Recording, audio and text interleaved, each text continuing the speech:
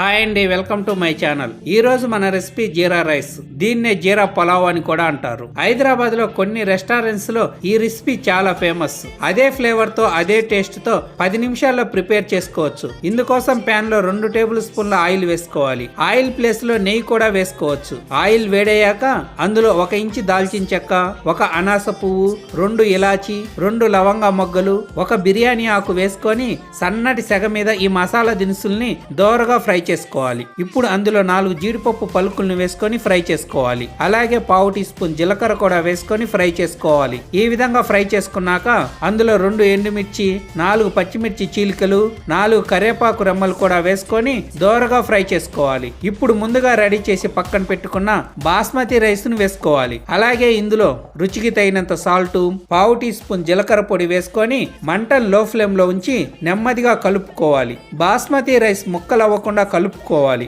Normal rice అయినా వేసుకోవచ్చు, కానీ నార్మల్ రైస్ కు బాస్మతి రైస్ కు టేస్ట్ విషయంలో కొంచెం తేడా ఉంటుంది అంతే. ఈ విధంగా నెమ్మదిగా మసాలా ఫ్లేవర్ అంతా కూడా రైస్ కు పట్టే విధంగా కలుపుకోవాలి. ఇలా కలుపుకున్న తర్వాత ఇప్పుడు మూత పెట్టి 2 నిమిషాల పాటు మగ్గించుకోవాలి. 2 నిమిషాల తర్వాత మూత తీసి కలుపుకోవాలి. ఇప్పుడు అందులో గుప్పెడు కొత్తిమీర తరుగు కూడా వేసుకొని మరోసారి కలుపుకోవాలి. ఇలా కలుపుకున్న తర్వాత 4 సార్లు ఈ విధంగా టాస్ చేసుకోవాలి. ఇలా టాస్ చేయడం వలన రైస్ అంతా బాగా ఈజీగా కలిసిపోతుంది. ఈ విధంగా రైస్ అంతా కలిసిన తర్వాత స్టవ్ ఆఫ్ చేసుకోవాలి. అంతేనండి, వేడి జీరా రైస్ రెడీ. మంచి ఫ్లేవర్ తో కలర్ఫుల్ గా హెల్దీగా 10 నిమిషాల్లో ఇంట్లోనే ప్రిపేర్ చేసుకోవచ్చు. ఎప్పుడైనా ఓపిక లేనప్పుడు, స్పైసీగా తినాల్సినప్పుడు బ్యాచిలర్స్ కు ఈ రెసిపీ అనేది ఒక గుడ్ ఆప్షన్ అండి. సో ఈ వీడియో నచ్చినట్లయితే లైక్ చేసి, షేర్ చేసి, సబ్స్క్రైబ్ చేసుకోండి. Thank you.